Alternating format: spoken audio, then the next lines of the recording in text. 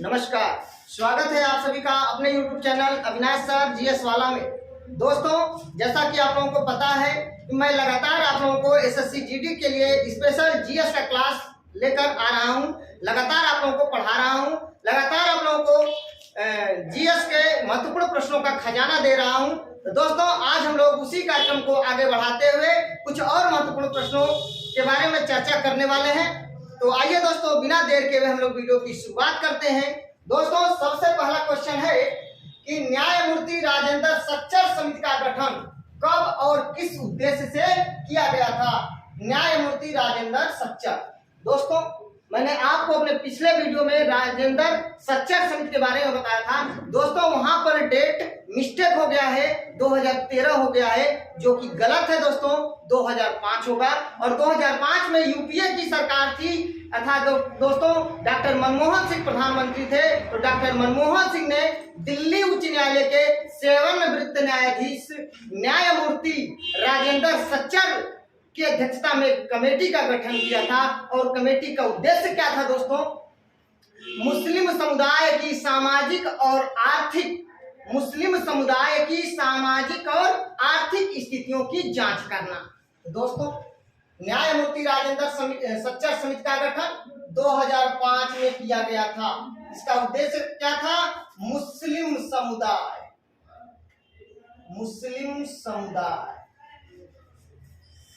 की सामाजिक एवं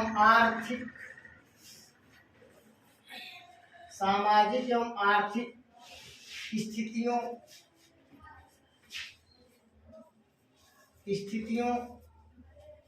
की जांच करना। और दोस्तों, अगला क्वेश्चन है, कांग्रेस के प्रथम मुस्लिम अध्यक्ष कौन थे? दोस्तों, कांग्रेस के प्रथम मुस्लिम अध्यक्ष बदरुद्दीन तैयब जी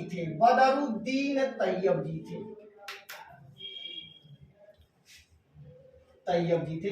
दोस्तों, कांग्रेस के प्रथम मुस्लिम राष्ट्रपति डॉक्टर जाकिर हुसैन थे और कांग्रेस के प्रथम मुस्लिम अध्यक्ष बदरुद्दीन तैयब जी थे, जो कांग्रेस के तीसरे अधिवेशन की अध्यक्षता किए थे 1887 में।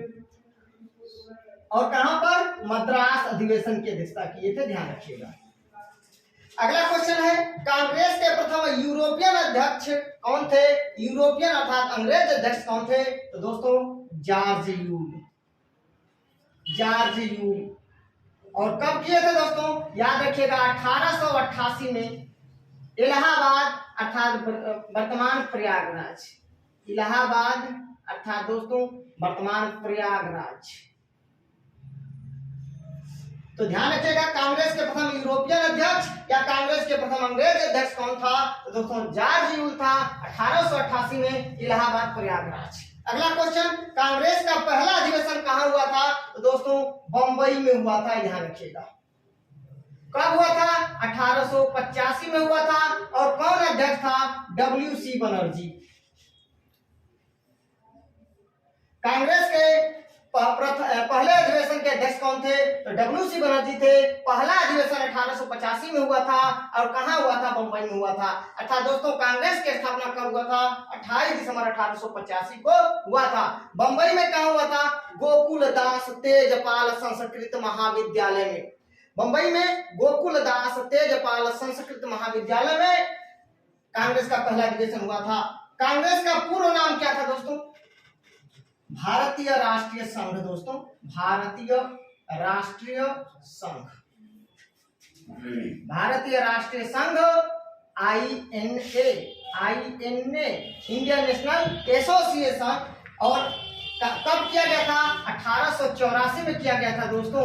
और किसने किया था? एओ ह्यूम ने किया था, एलन ऑक्टेवियन ह्यूम ने किया था। और एलन ऑक्टेवियन ह्यूम को ही कांग्रेस का पिता कहा जाता है, क्योंकि कांग्रेस की स्थापना भी दोस्तों डॉक्टर एओ ह्यूम ने किया था, ध्यान रखिएगा। एओ ह्यूम दोस्तों अंग्रेज अधिकारी था, सेवानिवृत्त। तो कांग्रेस का पूरा नाम भारतीय राष्ट्रीय संघ। कांग्रेस के प्रथम महासचिव कौन थे दोस्तों? A O Hume. Allan Octavian Hume. Congress का पिता किसको कहा गया है? एओ ह्यूम को कहा कहा गया है। यह एक अंग्रेज था। असहयोग आंदोलन कब शुरू हुआ था दोस्तों? 1 अगस्त 1920 को। 1 अगस्त 1920 को असहयोग आंदोलन की शुरुआत हुआ और दोस्तों 1 अगस्त 1920 को बाल गंगाधर तिलक का डेथ हो गया था। ध्यान रखिएगा। अगला क्वेश्चन दोस्तों, कांग्रेस के किस अधिवेशन में पूर्ण स्वराज की मांग का प्रस्ताव पारित किया गया था? तो दोस्तों ध्यान रखिएगा, लाहौर अधिवेशन। लाहौर अधिवेशन। और कब हुआ था दोस्तों? 1929 में हुआ था और अध्यक्ष पंडित जवाहरलाल नेहरू थे। याद रखिएगा, पंडित जवाहरलाल नेहरू अध्यक्ष थे और पूर्ण स्वराज की मांग का प्रस्ताव पारित किया गया था लाहौर अधिवेशन में। रावी नदी के तट पर पहली बार तिरंगा झंडा फहराया गया था। अगला क्वेश्चन दोस्तों, संविधान सभा का पहला अधिवेशन कब हुआ था? तो दोस्तों 9 दिसंबर 1946 को। 9 दिसंबर 1946 को कांग्रेस का पहला संविधान सभा का पहला अधिवेशन हुआ था दोस्तों। 9 दिसंबर 1946 को संविधान सभा का पहला अधिवेशन हुआ था। ध्यान रखिएगा। और संविधान सभा के प्रथम अध्यक्ष कौन थे या संविधान सभा के अस्थायी अध्यक्ष कौन थे? संविधान सभा के पहले अधिवेशन की अध्यक्षता किसने की थी? तो डॉक्टर सच्चिदानंद सिन्हा। दोस्तों याद रखिएगा, डॉक्टर सच्चिदानंद सिन्हा। और दोस्तों अगला क्वेश्चन है, संविधान सभा के प्रथम स्थायी अध्यक्ष कौन थे? तो संविधान सभा के प्रथम स्थायी अध्यक्ष दोस्तों डॉक्टर राजेंद्र प्रसाद थे। दोस्तों कंफ्यूज नहीं होना है, संविधान सभा के प्रथम अध्यक्ष या अस्थायी अध्यक्ष डॉक्टर सच्चिदानंद सिन्हा और संविधान सभा के प्रथम अस्थायी अध्यक्ष डॉक्टर राजेंद्र प्रसाद और ड्राफ्टिंग कमेटी के अध्यक्ष यानी प्रारूप समिति के अध्यक्ष डॉक्टर भीमराव अंबेडकर थे। अब दोस्तों अगले क्वेश्चन की बात कर लेते हैं। दोस्तों अगला क्वेश्चन है कि भारतीय संविधान सभा द्वारा कब अधिनियमित किया गया, कब आत्मर्पित किया गया, कब स्वीकार किया गया या भारतीय संविधान सभा के द्वारा कब बनकर के तैयार हुआ? तो दोस्तों 26 नवंबर 1949 को। 26 नवंबर 1949 को 26 नवंबर 1949 को भारतीय संविधान सभा के द्वारा बनकर तैयार हुआ या भारतीय संविधान सभा के द्वारा 26 नवंबर 1949 को आत्मर्पित किया गया, स्वीकार किया गया। ध्यान रखिएगा। भारतीय संविधान बनने में कितना समय लगा था दोस्तों? तो ध्यान रखिएगा, 2 वर्ष 11 महीना 18 दिन। इतना ही दोस्तों, ठीक है। अगर और याद करने का मन करे तो 2 वर्ष 11 महीने 18 दिन 2 घंटा याद कर सकते हैं। उससे आपका इतना से काम चल जाएगा। पेपर में यही दिया जाता है, 2 वर्ष 11 महीने 18 दिन। तो दोस्तों भारतीय संविधान बनने में कितना समय लगा था? 2 वर्ष 11 महीने 18 दिन। और दोस्तों भारतीय संविधान कितने शब्दों का बना है? बहुत ही इंपॉर्टेंट प्रश्न, कई बार पेपर में पूछा जा चुका है। तो 1,20,000 1,20,000 शब्द। 1,20,000 शब्दों से हमारा भारतीय संविधान बना है दोस्तों गांधी जी दूसरे गोलमेज सम्मेलन में भाग लेने के लिए बंबई से लंदन किस जलपोत से गए थे और किस पैलेस में ठहरे थे? दोस्तों महत्वपूर्ण प्रश्न समझ लीजिए। क्वेश्चन पूछा जाएगा कि गांधी जी दूसरे गोलमेज सम्मेलन में भाग लेने के लिए बंबई से लंदन किस जहाज से गए थे? तो पानी की जहाज से गए थे, जलपोत से गए थे। और गांधी जी किस गोलमेज सम्मेलन में भाग लिए थे? तो दूसरे गोलमेज सम्मेलन में भाग लिए थे। कांग्रेस पार्टी किस गोलमेज सम्मेलन में भाग ली थी? तो दूसरे गोलमेज सम्मेलन में भाग ली थी। तो दोस्तों मैं आपको बता देता हूं कि किस जलपोत से गए थे। उस जलपोत का नाम है SS राजपूताना। SS राजपूताना। दोस्तों गांधी जी 24 वर्ष की उम्र में 1893 में साउथ अफ्रीका दक्षिण अफ्रीका के डरबन गए थे। वो SS सफारी नामक भारत से चलने वाले जहाज से गए थे। भारत से चलने वाले जहाज से गए थे SS सफारी से। लेकिन दूसरे गोलमेज सम्मेलन में भाग लेने के लिए गए थे लंदन, मुंबई से लंदन। तो वो SS राजपूताना पानी के जहाज से गए थे, जलपोत से गए थे। और कहां पे ठहरे थे दोस्तों? मैं आपको बता देता हूं। दोस्तों गांधी जी किंग्सले हाल में ठहरे थे। किंग्सले हाल, किंग्सले हाल, किंग्सले हाल में ठहरे थे, ध्यान रखिएगा। अब अगला क्वेश्चन है दोस्तों, नागरिकता का उल्लेख किस भाग और किस अनुच्छेद में है? तो दोस्तों नागरिकता का उल्लेख दोस्तों भाग 2 में है और अनुच्छेद दोस्तों 5 से लेकर के 11 तक, अनुच्छेद 5 से लेकर 11 तक और भाग 2 में नागरिकता का उल्लेख है। और दोस्तों मौलिक अधिकार का उल्लेख किसमें है? तो भाग 3 में है और अनुच्छेद 12 से लेकर के 35 तक है। 36 से 51 में राज्य के नीति निर्देशक तत्वों का उल्लेख है। राज्य का नीति निर्देशक तत्व आयरलैंड के संविधान से लिया गया है। मूल अधिकार दोस्तों, मूल अधिकार अमेरिका के संविधान से लिया गया है, ध्यान रखिएगा। तो जब क्वेश्चन पूछा जाए मौलिक अधिकार का उल्लेख 12 से 35 में, मौलिक अधिकार किस भाग में है? भाग 3 में। नागरिकता का उल्लेख भाग 2 में, अनुच्छेद 5 से 11 तक है। दोस्तों मूल कर्तव्य का उल्लेख भाग 4A में है, जबकि मूल कर्तव्य का उल्लेख अनुच्छेद 51A में है, याद रखिएगा।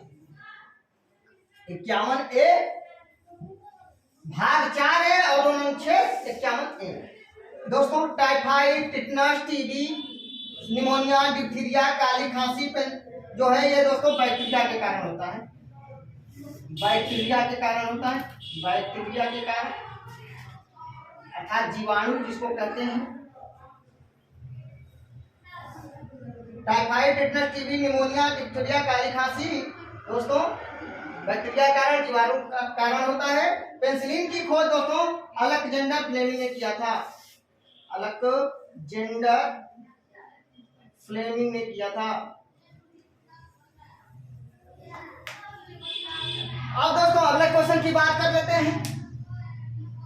अगला क्वेश्चन है जननांग यानी बाझपन संबंधी बीमारी किस विटामिन की कमी से होता है? ई की कमी से दोस्तों। जननांग अर्थात बाझपन, नपुंसकता संबंधी बीमारी किस विटामिन की कमी से होता है? तो विटामिन ई की कमी से होता है दोस्तों। और विटामिन ई का रासायनिक नाम है दोस्तों टोकोफेरा, टोकोफेरा। और दोस्तों किस विटामिन की कमी से रक्त का थक्का नहीं जमता है? तो दोस्तों विटामिन के, विटामिन के जिसका रासायनिक नाम है नेप्टोक्विनोन, नेप्टोक्विनोन, नेप्टोक्विनोन। अगला क्वेश्चन स्मरण शक्ति यानी याददाश्त को बढ़ाने के लिए या स्वप्न को, सपना को बहुत देर तक याद रखने के लिए किस विटामिन का प्रयोग किया जाता है? तो दोस्तों vitamin B6, vitamin B6। Vitamin B6 का रासायनिक नाम है पायराडॉक्सिन, पायराडॉक्सिन, पायराडॉक्सिन। दोस्तों विश्व का सबसे बड़ा द्वीप कौन है दोस्तों? तो ग्रीनलैंड, याद रखिएगा ग्रीनलैंड। और दोस्तों ग्रीनलैंड कहाँ है? डेनमार्क में। और दोस्तों पूछा जाएगा आपसे ग्रीनलैंड किस महासागर में है? तो याद रखिएगा उत्तरी अटलांटिक महासागर में, उत्तरी अटलांटिक महासागर में।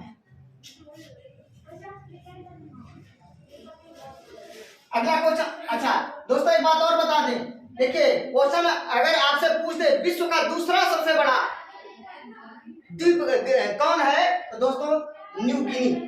विश्व का ये सबसे बड़ा द्वीप पूछा है, लेकिन पूछ दे विश्व का दूसरा सबसे बड़ा द्वीप कौन है? तो न्यू गिनी। इसका ट्रिक मैंने बना रखा है जी न्यूज बोमा, तो आप याद रखिएगा पहला ग्रीनलैंड और दूसरा न्यू गिनी। अगला क्वेश्चन दोस्तों क्षेत्रफल और जनसंख्या के आधार पर सबसे बड़ा महाद्वीप एशिया महाद्वीप, एशिया महाद्वीप। महान्यायवादी का उल्लेख दोस्तों अनुच्छेद 76 में है और महान्यायवादी की नियुक्ति राष्ट्रपति महोदय करते हैं। दोस्तों महान्यायवादी भारत सरकार का प्रथम कानूनी सलाहकार होता है, जिसका उल्लेख अनुच्छेद 76 में किया गया है और महान्यायवादी की नियुक्ति राष्ट्रपति महोदय करते हैं। नियंत्रक महालेखा परीक्षक जिसको CAG कहते हैं, कंट्रोलर ऑडिटर जनरल, और महान्यायवादी को AGI कहते हैं, अटॉर्नी जनरल ऑफ इंडिया। दोस्तों नियंत्रक महालेखा परीक्षक का उल्लेख अनुच्छेद 148 में किया गया है, जिसकी नियुक्ति राष्ट्रपति करते हैं। नियंत्रक महालेखा परीक्षक की नियुक्ति राष्ट्रपति करते हैं अनुच्छेद 148 के अंतर्गत। और दोस्तों मोहनजोदड़ो का अर्थ है मृतकों का टीला, मृतकों का टीला। और दोस्तों कालीबंगा का अर्थ होता है काले रंग की चूड़ियां, काले रंग की चूड़ियां। और दोस्तों धौलावीरा का अर्थ होता है सफेद कुआं,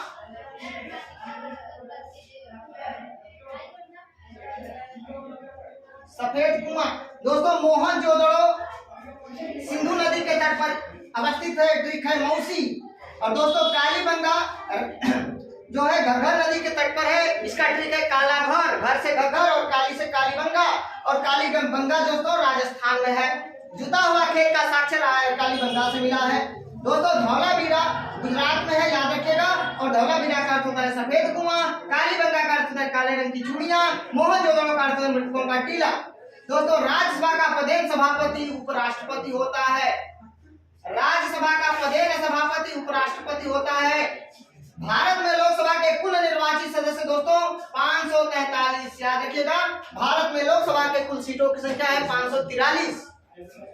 राज्यसभा के सदस्यों का कार्यकाल दोस्तों 6 वर्ष का होता है, राज्यसभा के सदस्यों का कार्यकाल 6 वर्ष होता है। लोकसभा के सदस्यों का कार्यकाल 5 वर्ष होता है। दोस्तों लोकसभा के सदस्यों का कार्यकाल 5 वर्ष होता है। दोस्तों अर्थशास्त्र के जनक एडम स्मिथ थे, एडम स्मिथ, अर्थशास्त्र के जनक एडम स्मिथ थे। तो दोस्तों मैं उम्मीद करता हूँ आपको बहुत ही अच्छे से